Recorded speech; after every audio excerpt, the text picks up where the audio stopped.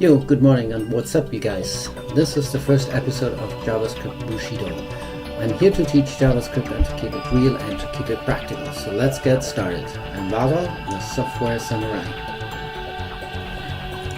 So today I want to create a random password generator in this episode.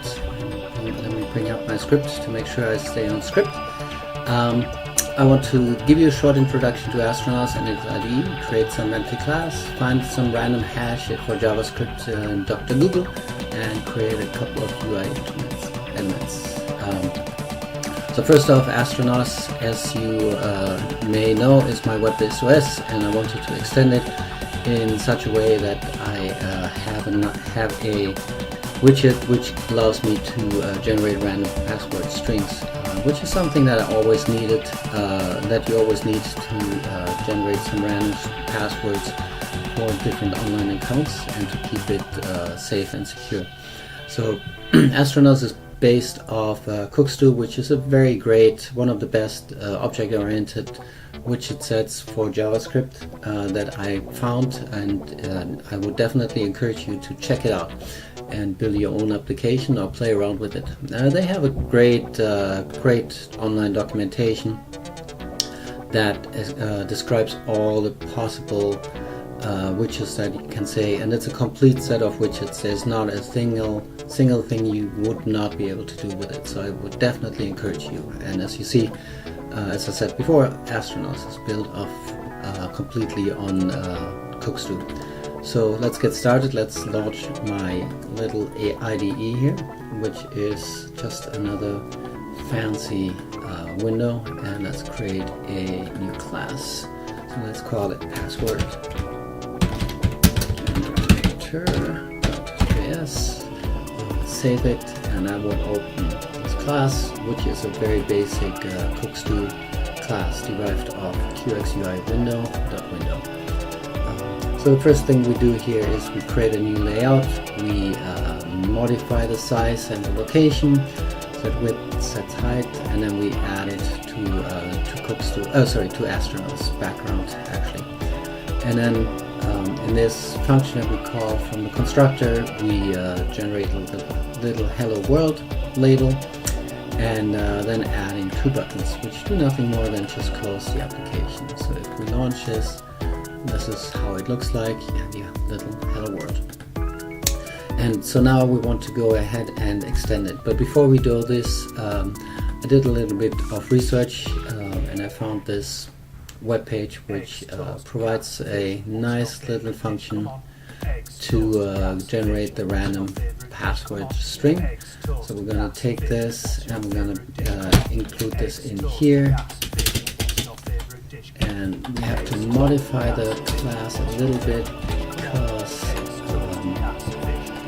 of the way that QooxDoo is actually working, and that would be it. So this is all that is needed to actually generate a random password string. Now, one thing that I want to do is I want to make sure that I can actually separate that I have lowercase only, and that I have numbers that I can turn off and turn on numbers and special characters. So let's call it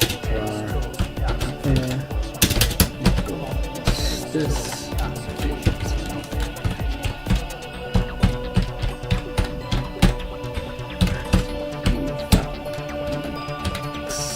And then we can do this from here, and then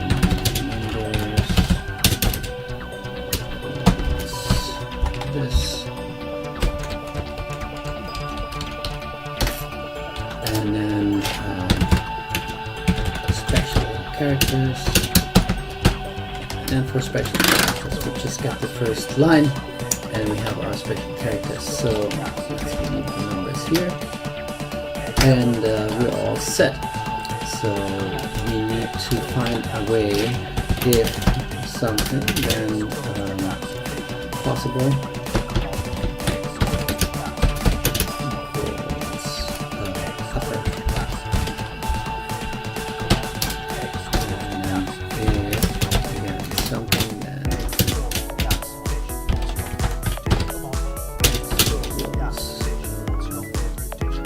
numbers, and again it's something that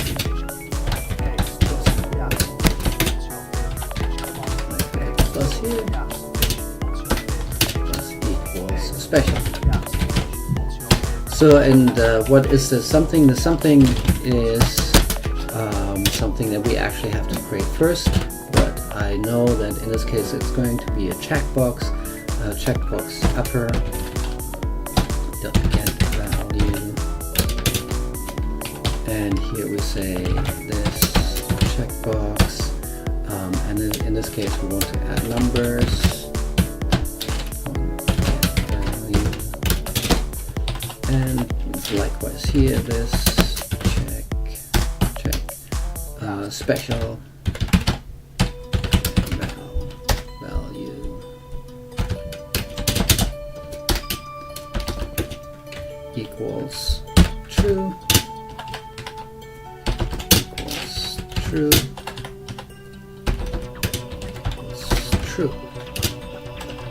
So now we're set here in this function, and once we have it, once we generate the checkboxes, we should be able to just go ahead and use them.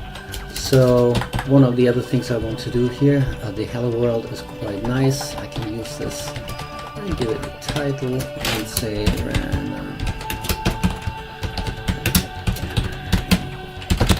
random password generator, and I don't want to set, I want to set it all the way to the top, so I don't want to set it into the middle. So let's set this here, and let's set it 10 to the left, 10 to the left, and then the next things we need to do is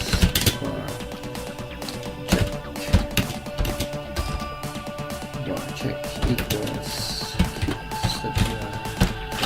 form.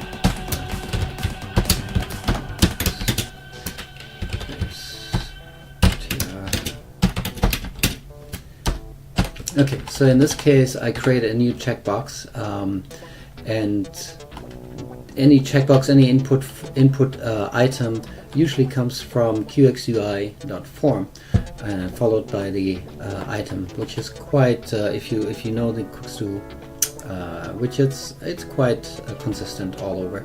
In this case, what I want to generate is add numbers. So this will become this numbers check, and then I want to place this add check, and where do I want to set it? I want to set it to top 35, and then left again 10, and this should be it. So as you can see, there is a little warning here because I forgot. So, and one thing that else that we need to do here is, actually this is not a string anymore because it's now a fixed number, and so let's save it, and let's see what happens. So we have the first checkbox here, and we need to move it a little bit further down. So let's move the checkbox further down. Let's give it 10 more, and then all we have to do is just duplicate this 3 times and make sure we have the right add numbers, uppercase, strings, and we want to add special.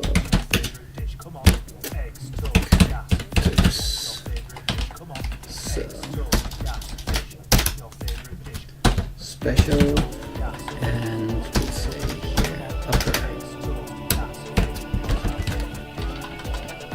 and we want to set it at, just give it another 30 points, so this would be 70, would be 100. Let's save it again, click here, and we have great, we have 3 checkboxes. So per default I want to see numbers and uppercase, so let's do this. So I want to say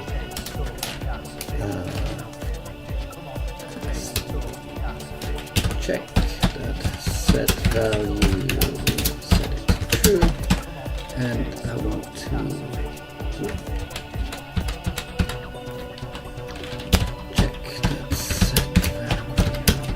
true. And I want to do the same thing here for this guy, to have uppercase and numbers enabled per default. Let's check out, and we have that as default. So one of the what's missing next is to actually create the button. Button equals new form button. Again, this .tr, and let's just let it go. You may be wondering what this TR stands for. This is basically a way to translate this button eventually into multiple languages. And again, we want to add a button in here. Give it a position, so top. So we're now at 135, and left to stay at 10. And then one thing we need to do, but we want to add a listener, and this listener is listening for the execute event, and we want to pass it a function. In this case, I'm going to use a simple lambda inline function, and to have the context of the function itself inside as this. And for now we say alert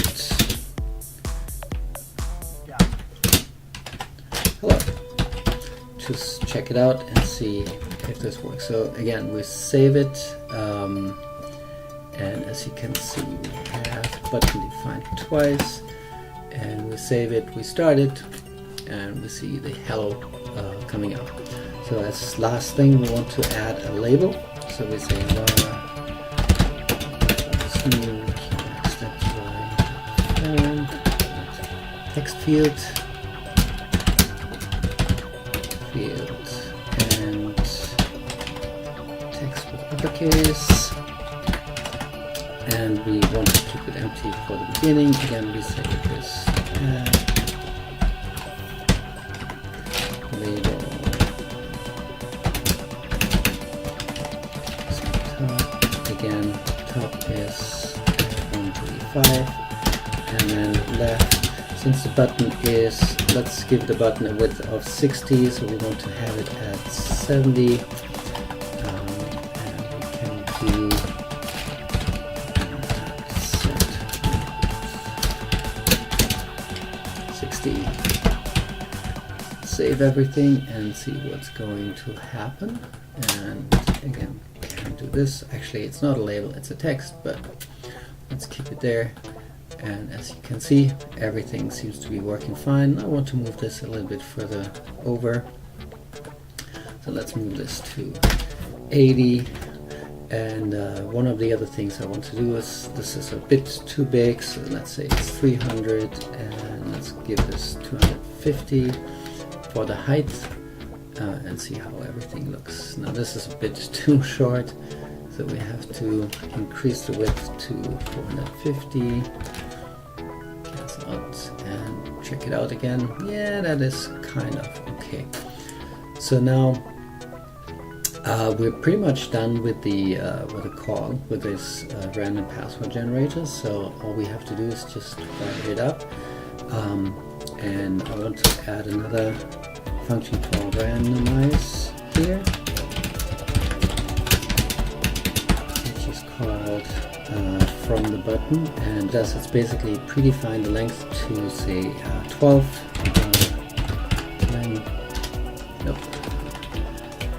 len 12 characters, and then I want to get the text var random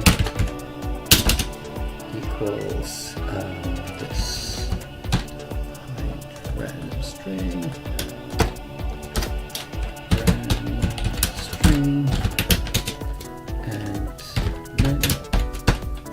And then what I want to do is I want to set the value of this text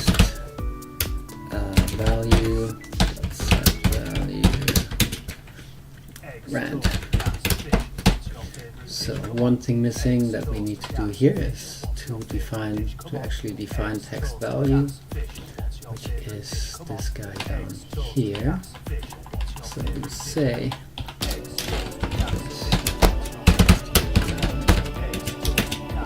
label, save it, that's this guy, start it up, and hit go, and there's something going on, so we have to investigate this. So we have to remove this alert and call actually randomize. Okay. Save it, and let's give that another try, and as you can see we have our random string here. And as often as I press, I have multiple random strings. So if I want to have it all lowercase only, I can do this. If I don't want numbers, I can do this. And if I want to have this with special characters, as you can see, it works as expected. So one last thing that I want to implement is actually asking for the length that the user can do. And in this case, I want to have that right here next to this very first checkbox. So what we want to do is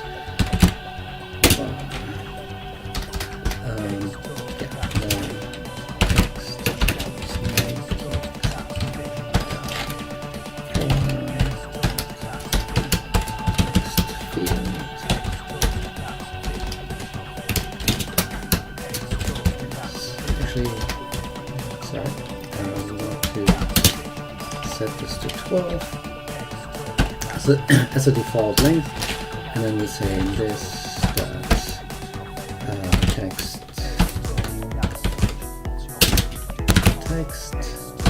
and we want to add this in.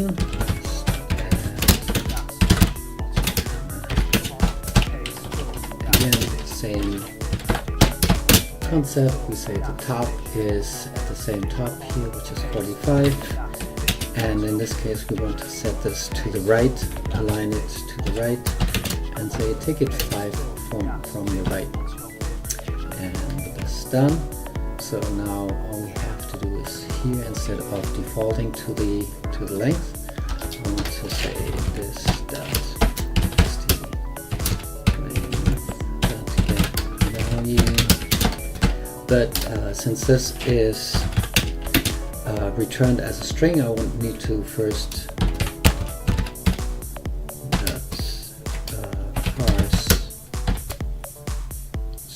parse string